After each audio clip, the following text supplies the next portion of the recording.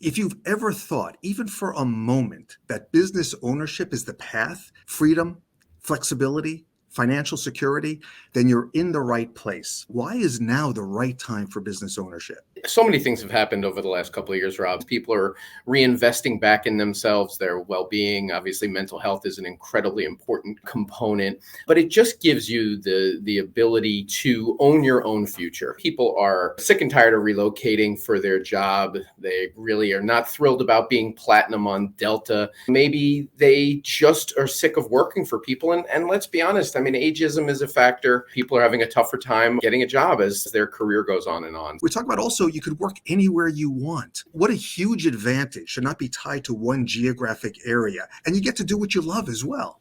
We have so many of our franchisees perhaps worked in a location and for one reason or another, they're in transition, but they built a life in a specific area and they don't want to move. Business ownership allows you to work wherever you want and to be able to work when you're on vacation or anywhere you want to be able to open your laptop and get to work and use your phone. Huge advantage. I mean, you're creating your own future. You're making your own decisions. You're building a business where it suits you, and you get to have a lot of say in what your future direction is. Jeff, you were the first person I heard who mentioned this term, the unintentional entrepreneur, and it conjures up such imagery. Can you tell me what is an unintentional entrepreneur? Most broadly speaking, it's the antithesis to what I think most people think of when they hear the word entrepreneur. The hoodie wearing, big thinking, sneaker wearing type of a 20 something who dropped out of school and went to start their own company and make billions of dollars. That's not us. That's not me. I think that I am the perfect example of the unintentional entrepreneur. I spent some time on Wall Street as a stockbroker, so I got exposed to finance. I moved on to being an art auctioneer, which gave me experience in public speaking. I got my first foray into recruiting in the late 90s, so I dealt a lot with human resources. I then moved on to work for a division of Tribune Corporation, which gave me big board and executive presentation experience. And my point is, it's the amalgamation of all of that corporate experience that has qualified me, at least I believe, to be a successful business owner. I think this misconception is dangerous because it deters people from starting their own business because they're just downright afraid that they don't know what they're doing. You've talked to me in the past about some of the qualities that you look for when seeing if somebody is going to be successful at being a business owner. And one of them that really stuck with me here is that they are process oriented. Yeah, so you have to be extremely regimented because guess what?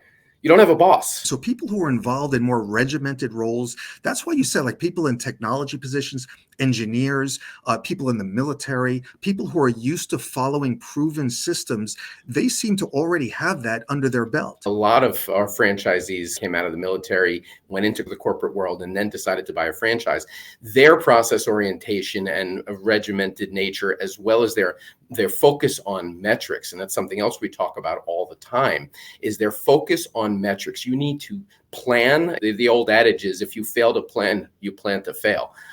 And it's never been more important than in business ownership. That process orientation that drives you to be metrics driven, I think are two of the most important qualities. You also talked about one very important quality, which is that if you have humility, that you're also more likely to succeed.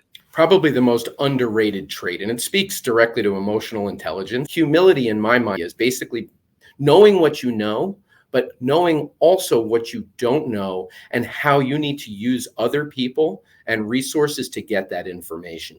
I think for a lot of people, what stops them from going into a business is the fact that maybe it requires a lot of capital, or maybe there's a high level of risk, or maybe they just don't know what it is they're doing. There's a lot of obstacles to business ownership. I do think that there are a lot of people just think that every business to start on their own is prohibitive, whether it's the startup costs, the ongoing expenses. Obviously, healthcare is an issue these days. Look, if you go into a business that has bigger infrastructure and or inventory costs, there's definitely higher barriers to entry than in some of the business services type opportunities. And, for instance, our business is extremely inexpensive to start and maintain. And you can actually make back your investment in a very short period of time and start to become profitable. I think there is a very significant misconception about the fact that all business ownership is expensive and high risk.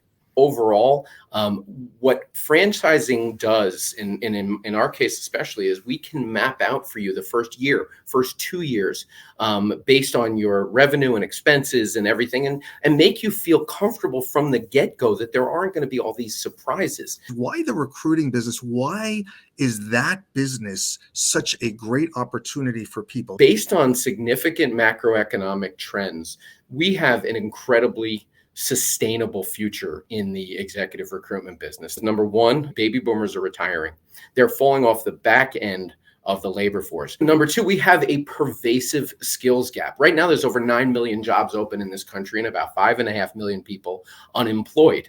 But the fact of the matter is unfortunately, most of the people who are unemployed don't have the skills to fill the 9.9 million jobs that we have open. Also, we're having fewer and fewer babies as a society. So we continue to create jobs, but we have fewer and fewer people to fill those jobs. And lastly, when we do have children and we send them off to college, many of them are not studying in the disciplines that will help to fill those jobs. So all of these things for us basically show that there's really only one way to get to fill those jobs, and that's to call a recruiter who's going to pick up the phone and call your competitor to recruit somebody away. It's extremely resilient, but you've got to be trained properly. You've got to go through the process, learn from people who know what they're doing.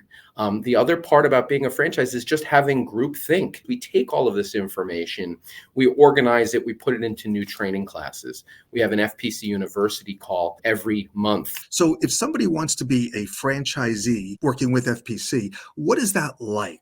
Come into New York and you visit with us, you spend the day with us, and then ultimately you decide that you want to move forward and buy a franchise. We do a full 2-week new owner training. It's really about 3 weeks with all the virtual software training that you get, but that's only the beginning. The initial training is just one part of the larger picture. It's the ongoing support. Some of the most successful people in our system are the ones who call us the most. Guess what? Because they have humility. It sounds like franchisees have the opportunity to, number one, own their own business, but number two, to be part of a company also where they have colleagues and there's networking and there's support. So you kind of have the best of both worlds. Yeah, I mean, we have an owner's workshop here in New York where we have people flying in. We have guest speakers, trainers, and we have another conference that's coming up in October for recruiters and owners. The effort we have made to make it feel like it's one big company has really helped them during COVID, especially. It made people feel like part of a bigger whole, and also things like recognition.